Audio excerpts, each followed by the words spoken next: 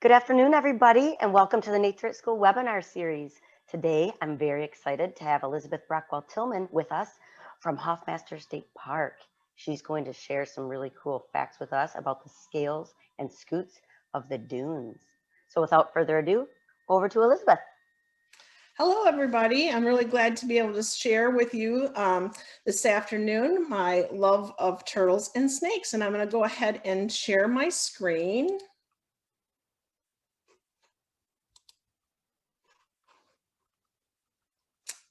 Why am I? Okay, here we go. There we go. Now we should be all set. And I work at Hoffmaster State Park, as Natalie said, and if you look at this map over here on the right-hand side, this map of Michigan, you'll see a big red star, and that is Muskegon, and that is where Hoffmaster State Park is located. I operate the Gillette Sand Dune Visitor Center, which you can see a nice aerial view of over here on the left, and one of my favorite things to do is share my love of snakes and turtles with our visitors. How many of you have seen a snake or a turtle when you've been out in nature? And if you have a story to share, or if you'd like to answer that question for us, just throw it in the chat. So let's get started in the meat of the presentation here and talk and answer the main question. What is a reptile? This can best be answered by focusing on the characteristics. They are cold-blooded, meaning they get their warmth from their surroundings. They breathe air through their lungs, just like you and I. They go into an underground protected spot in the winter and go into a deep sleep that we call hibernation. But the characteristic that most distinguishes them from other animals are their scales or bony plates. Now, we have covered a little bit about reptile characteristics, but what animals belong to this group? The reptiles include lizards, crocodiles, snakes, and turtles. And we will focus mostly on the snakes and turtles today. How are reptiles different from amphibians? Amphibians like toads and frogs have smooth, sticky, porous skin. They breathe and absorb water through their skin.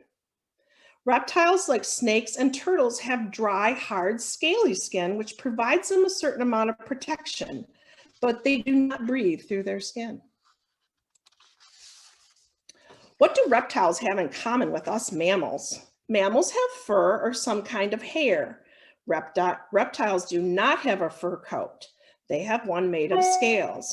Reptiles are cold-blooded and we are warm-blooded. Our body temperature does not fluctuate unless we are sick. And then our bodies sometimes turn up the heat and create a fever to burn that infection off. But the rest of the time, our body temperature is constant. Those are the differences between us and reptiles. But what do we have in common with each other? Take a deep breath. Breathe in through your nose and out through your mouth. We breathe air with our lungs, and we know that reptiles do the same. Now feel down the center of your back. That is your backbone. All reptiles have a backbone just like you. And let's take a closer look at backbones. So snakes have many bones called vertebrae in their backbones, which stretch the whole length of their body from their head to the tail. And this specialized skeleton and all the muscles attached to it gives snakes great flexibility and freedom to move. We rely on our legs to move forward and backward, but snakes do not have legs. They have flat, long scales on their bellies, which when they curve their bodies, help them move forward. And let's take a look at this video of a milk snake that I took in my yard a few years ago. Now, milk snakes are found throughout the mitten part of Michigan. They are found in fields and marshes and around barns and other buildings. They are rodent eaters and are particularly fond of baby mice. Now, they got their name milk snake from farmers who would find them in their barns and believe that they drank the milk from their cows. But we now know that milk snakes do not drink milk. They're there in the barn for the mice.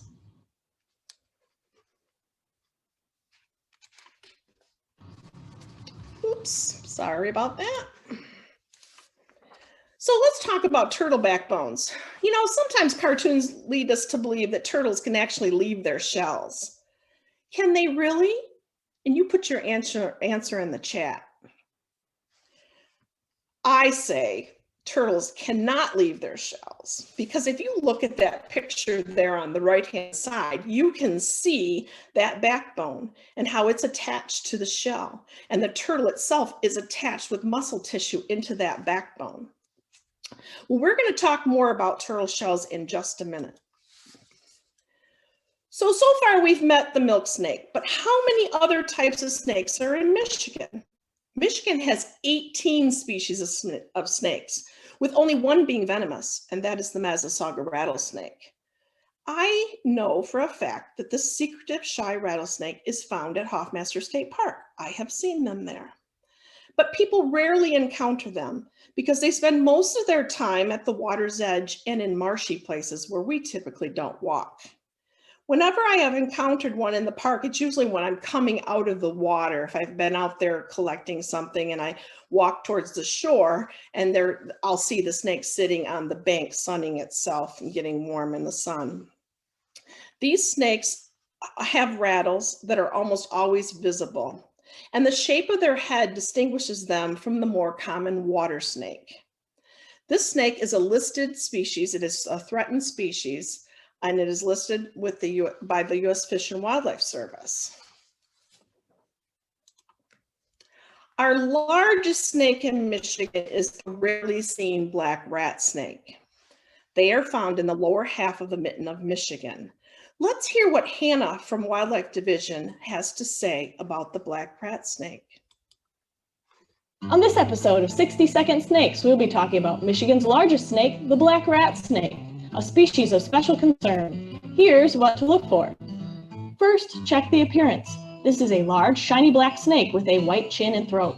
Juvenile rat snakes may be more obviously patterned with dark blotches. Next, examine the size. Adult black rat snakes can range from 3.5 feet to 8 feet in length. Finally, look at the habitat. Black rat snakes usually live in woodlands, often near water. They are excellent tree climbers. The black rat snake got its name from its preferred food, rats and other rodents. These large snakes are excellent at controlling pesky rodent populations and are harmless to humans. Typically found in the southern half of the Lower Peninsula, these protected snakes are declining in number. If you are fortunate enough to spot one of these important snakes, please let us know. Enjoy the experience and leave the snake in the wild. This has been 60-Second Snakes. Visit michigan.gov/wildlife to learn more. On this episode of... As Hannah's video pointed out, rat snakes are incredible tree climbers, and this allows them to reach bird nests and the eggs inside them, which they're very fond of eating. And it also is very helpful for catching squirrels. And when they're large rat snakes, they can eat a whole squirrel.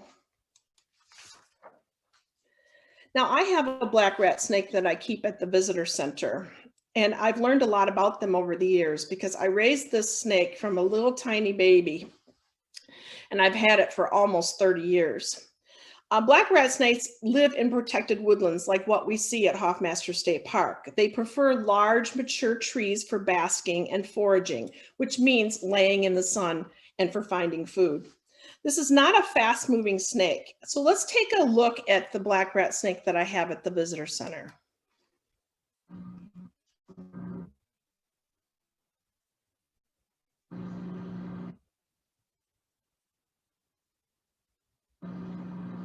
So we often think of we also often think of snakes as only being able to move forward, but as this snake here is demonstrating, they can easily back up as well and change direction. And black rat snakes are rather slow snakes. They don't move anywhere fast unless they need to.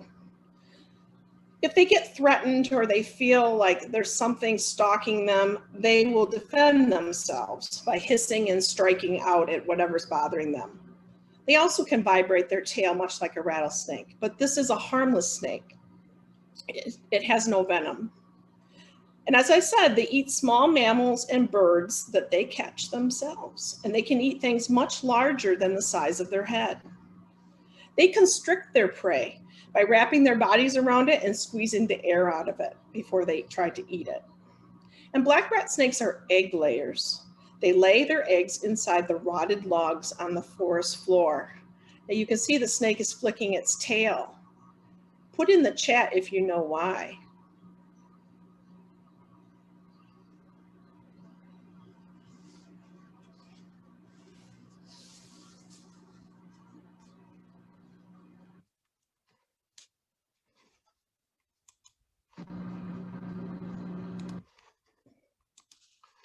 All right, so far we've learned about 3 snakes found in the dunes of Hoffmaster State Park. We learned about the eastern milk snake, the eastern Massasauga, and the black rat snake.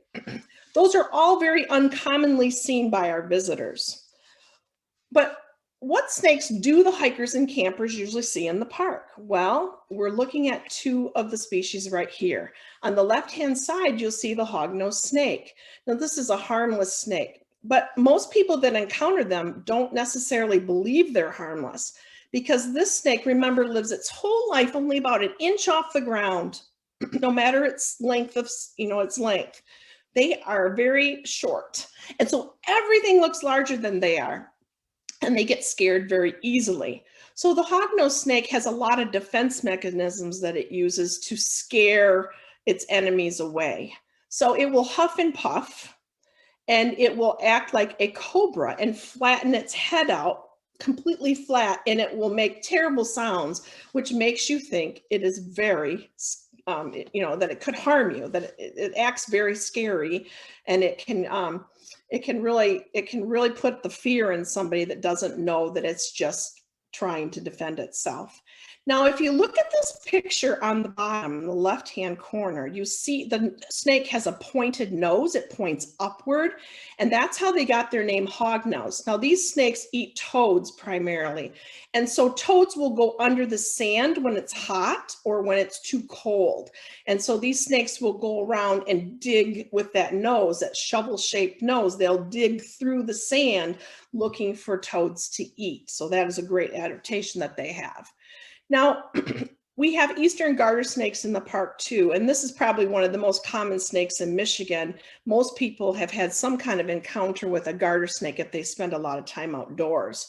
We find them in our gardens, etc. Let's hear what Hannah has to say about the eastern garter snake in Michigan. On this episode of 60 Second Snakes, we will be talking about 3 similar looking snakes: the eastern garter snake, the Butler's garter snake, and the northern ribbon snake. Here's what to look for. First, for all 3 of these black, brown, or olive-colored snakes, you will notice a distinct yellow stripe down the back. Some individual stripes may be a more vibrant yellow, while others may be pale yellow or white. Eastern garter snakes may even have a reddish tint to their yellow stripe. Next, examine the size. The eastern garter snake, the most common Michigan species, ranges from 2 to 4 feet in length, whereas the Butler's garter snake and the northern ribbon snake are slightly smaller, ranging 1 to 3 feet in length. Finally, note a few differences, such as the northern ribbon snake's white cheek patches or the eastern garter snake's tongue, which is red with a black tip. There is no need to fear any of these harmless snakes who eat small critters like earthworms and frogs. You may encounter one of these important Michigan residents in your backyard. This has been 60 Second Snakes. Visit michigan.gov/wildlife to learn more. Now, I wonder how many of you knew we had 3 different types of garter snakes in Michigan. The garter snake, the eastern garter snake, can produce a stinky substance which kind of smells like a skunk, and they use it to scare away predators. Unlike other snakes, the female garter snake gives birth to live young.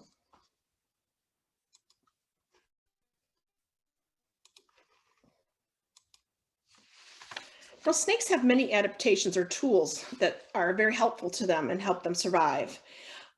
I've got many pictures here that show some of those adaptations, and we're going to kind of go through them. Now, look at that snake up there on the left-hand side, the top, the brown snake. And that's actually its name, the brown snake, common brown snake. We have those at Hoffmaster State Park, but people rarely see them because with that coloring, they hide amongst the leaf litter in the forest, and they are not easily seen. Their small size, of course, is an advantage in that respect. The snake's body shape, if you think of it like a hose or that tubular shape, is also a very important adaptation. It allows them, it's a great advantage because it allows them to get into small spaces. They can easily sneak up on their prey and get down into those small, tight spaces where mice and other prey species hide. So, you know, think of that shape. It really helps them get down in the mouse hole to be able to get that mouse. Some snakes have other types of special coloring. And I want you to notice this picture of this green colored snake here in the middle at the top.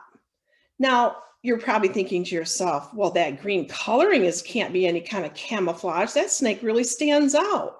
Yes, against this background it does. But if that snake was slithering through the grass, do you think you'd be able to see it? Put your answer in the chat. Now, snakes have very flexible jaws. They're able to swallow things bigger than themselves. And if you look at this picture in the middle on the bottom, you'll see the skeleton of the snake head. Those jaws are very loosely connected, and it allows that mouth to stretch and get around the prey species so that they can swallow it easily. And you can see that happening over here in the two pictures on the right-hand side. Snakes have forked tongues also, which they use to collect odor particles. And yes, snakes smell with their tongue. Oh, do turtles have teeth? No, turtles do not have teeth. And we're going to take a close look at the painted turtle now, and you'll actually get to watch it eating so you can see that there are no teeth in its mouth. So let's take a look at this painted turtle here. Painted turtles are our most common turtle in Michigan. They're actually our official state reptile, and they're found in every county of our state. They live in ponds and lakes and marshes and slow moving streams. And I'll just keep talking while I play this video here of the painted turtle at the visitor center. So they are able to tolerate pollution, which is one of the reasons why they have such a wide range in Michigan and are found in every county. Like all turtles, they're able to move on land to find new habitat, food, and places to lay eggs. Now, they're known as painted turtle because you can see right now in the video, all those beautiful colorations on the shell and also on the neck is very patterned, and those stripes really stand out. So that's how it got its name, the painted turtle. Now, watch this turtle eat. He's eating a freeze-dried insect here. And I didn't see any teeth. I don't know about you. But they use their sharp edge of their beak to crush food. Now, you're probably wondering, what is it eating now? Those are vitamin sticks. And when you keep a turtle in captivity like I do, it's important to give them a vitamin and mineral supplement because they're not out in nature getting everything that they need to be as healthy as they can possibly be. And in an aquarium setting, they just are lacking certain things, mostly vitamins and minerals. You know, out in nature, they'd be eating a lot of aquatic plants, but those are a little hard for us to find this time of year. So these vitamin sticks help supplement that. And also notice the webbed feet, important adaptation for swimming and moving. And as I mentioned, painted turtles eat a varied diet. And in addition to plants and insects, they like crayfish and tadpoles and small fish. And they will eat worms too. All right, let's take a look at the musk turtle. This is another turtle I've kept at the center regularly for a long time. This particular musk turtle was part of a research project, and I've had him for more than 25 years. They're found in the lower half of the mitten of Michigan. And let's take a look at the musk turtle.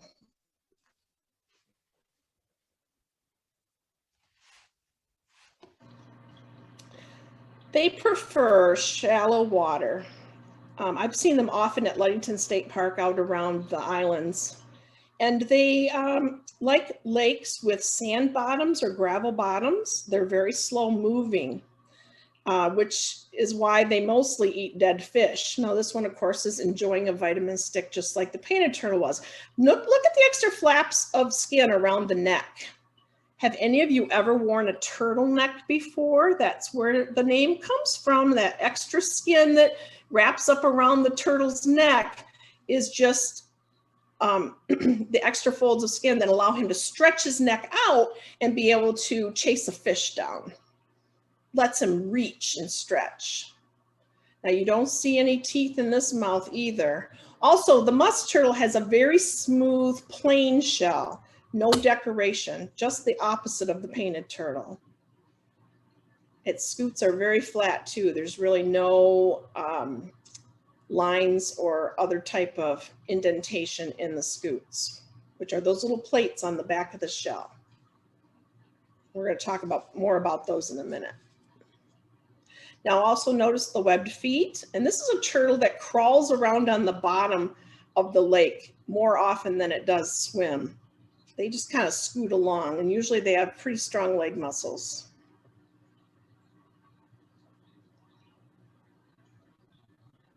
Not a lot of decoration on the face and the neck either. Pretty plain.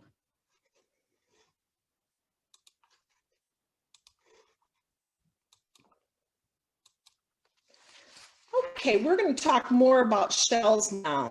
I'm going to take you into the Dune Den at the Visitor Center and talk about shells. Let's talk more about turtle shells. Turtles have a top and a bottom to their shell. The top is known as the carapace. The bottom is known as the plastron. Now, turtles have a third part to their shell, and that's this connection piece between the top and the bottom that we call the bridge. Now, this is a common musk turtle, and you don't see a lot of pattern on its shell. Unlike some of our other turtles here in Michigan, it's not very decorative. But the scutes are clearly defined by darker lines here. So the individual plates or scutes, you can see those. They're very well defined. And that is true on the plastron as well. Discussion of turtle shells would be complete without exploring the special features of the eastern box turtle. Now, box turtles have a pattern to their shell. That pattern is unique to each individual box turtle. No two box turtles have the same look to their shell. Now turn over your thumb and look at the lines in your skin. That is your fingerprint. And no two fingerprints among us are the same. That is unique to us. Just like the box turtle, our fingerprints are unique to us, and his pattern on his shell is unique to him. Now, the bottom of the shell also has a special feature, the plastron. It's divided into two parts. It has a complete, what we call plastral hinge. It is like the hinge of a door, and it allows the two parts to move. So just like the hinge on a door that allows you to open and close it, this hinge also allows this turtle to open and close its shell. It can pull its head and legs inside and close up tight like a box, and that's how it got its name, the box turtle. Now, what are turtle shells made of? Well, turtle shells have a base structure, which is bony, and you can see that here. And then they have this very thin layer over the top, which makes up the individual plates or scutes. And it is made from a material called keratin. Now, touch your fingernail, the top of your finger, just rub your another finger over the top of that fingernail and feel that material. Your fingernails are made of keratin also.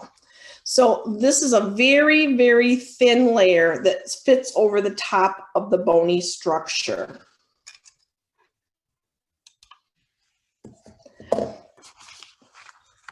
Now we're going to learn a little bit more about the eastern box turtle. The eastern box turtle is by far my favorite turtle. They have so much in common with us people. They have this unique fingerprint on their shell, which we've already identified. They also like many of the same foods that you and I do. So we like variety in our diets, most of us, and box turtles do as well. And while we might like chicken or steak or fish with our dinner, box turtles like meat also, but they may seek out earthworms, slugs, little snakes, toads, frogs, and possibly something dead for their meat. Also, like us, box turtles eat a lot of summer fruits and vegetables. I wonder how many of you like to eat raspberries or an apple or prefer watermelon in the summertime. Box turtles eat all of those things if they can find them. They also will wander into gardens looking for tomatoes that have fallen from the vine because they're very fond of them. So they have a lot of variety of food in their diet, just like you and I. Also, like people, box turtles can live very long lives. They can live to be 100 years old or more. There's a lot of records at universities where they've done research on box turtles that show that box turtles can live well beyond 120 years or more if they are in protected habitats. That's why Michigan state parks and public lands are so critically important to animals like the eastern box turtle and others that are threatened, endangered, and of special concern in Michigan. Our parks, our state parks, our public lands provide protected habitats for these animals where they can find all the things that they need to survive: food, water, shelter, and the right amount of space. The eastern box turtle is sorry about that. my favorite turtle. There we go. So box turtles are on the decline in Michigan. And like other reptiles, they're greatly impacted by human activity and, of course, predators that eat their eggs. Box turtles only lay a few eggs each year, and most of those are eaten by raccoons, skunks, and fox. Although female box turtles can live extremely long lives and have young well into old age, they may only have a few young ever survive. In fact, depending on the number of predators in their area, a female box turtle may never have offspring that make it from egg to adulthood to replace herself. Many box turtles and other reptiles are also killed each year by cars when they attempt to cross the road. When we build roads and shopping centers and neighborhoods, reptiles and other wildlife lose habitat. People also collect reptiles as a hobby or to sell commercially. And this can impact local turtle populations greatly. Many do not understand the laws protecting reptiles, or some of these people choose to ignore the laws.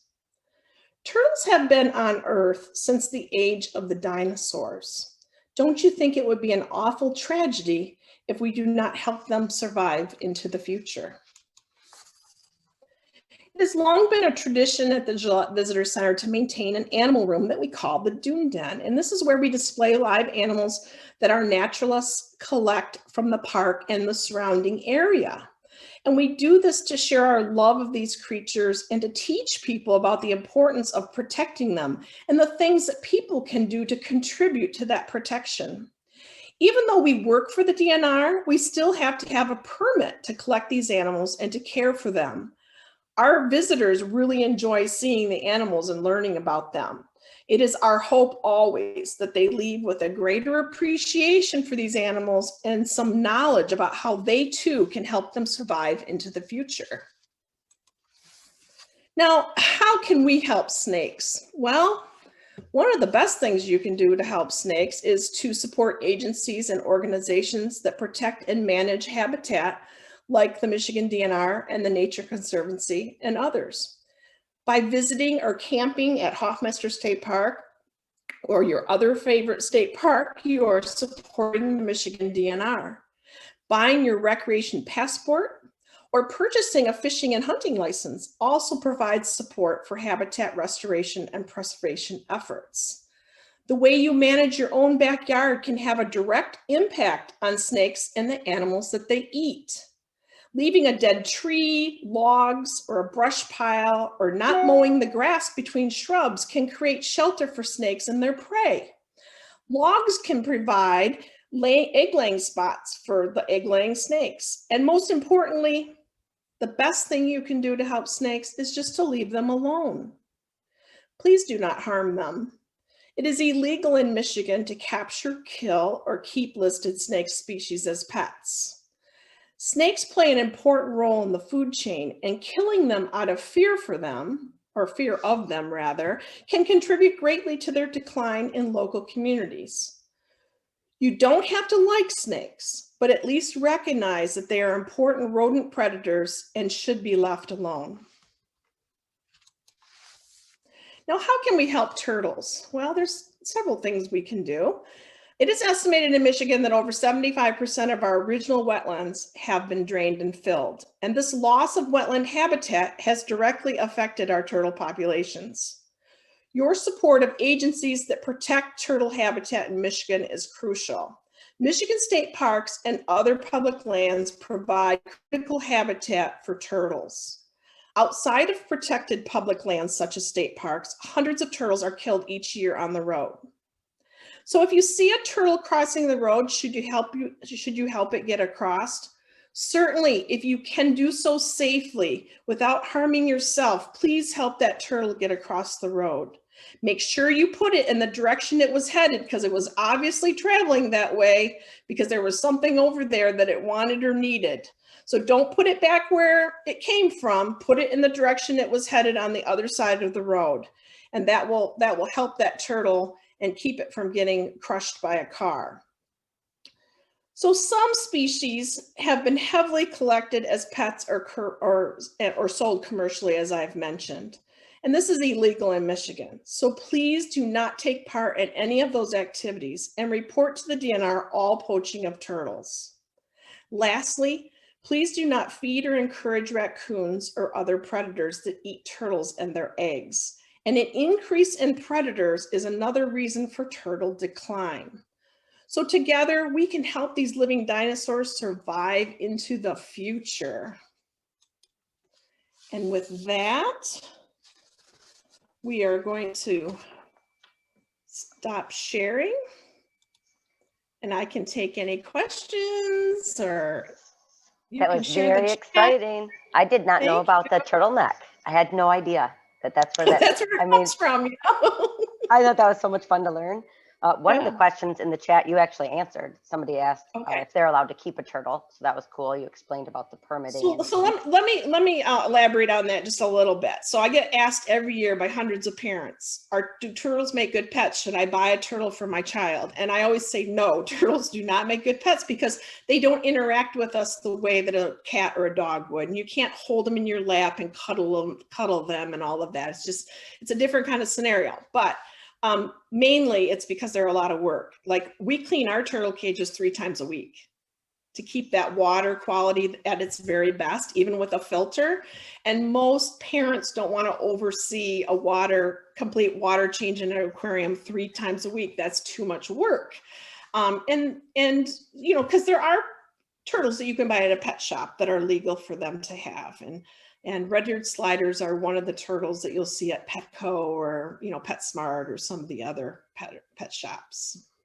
Well, then I'm going to interject there, because the red-eared slider is now an invasive species here because Right. folks who got sick of raising their turtles released them. So play with the turtle at the side of the pond safely and leave it right there at the side of the pond. Right.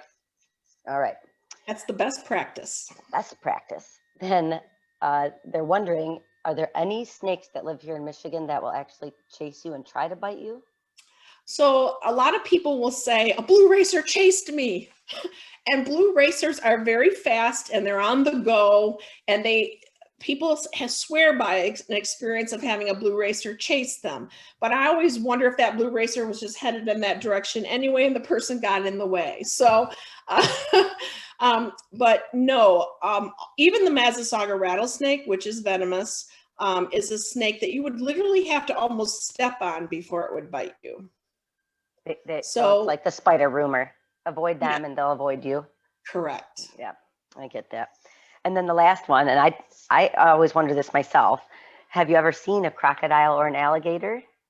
I have, because I visit my daughter in South Carolina, and I've been out in some of those preserve areas around Hilton Head and have actually been out in nature and encountered an alligator or crocodile, you know, and been like, ooh, wow. And that picture in the beginning when I was showing the different types of reptile, you know, the different reptile species, that picture of that alligator is a picture I took last spring. Close up and personal. Close up and personal, yes. Well, I think that's an excellent note note to end on. Thanks so much for being with us, Elizabeth, from Hoffmaster State Park. Hopefully everybody gets out to visit. Bye, Thank you. everybody. Bye.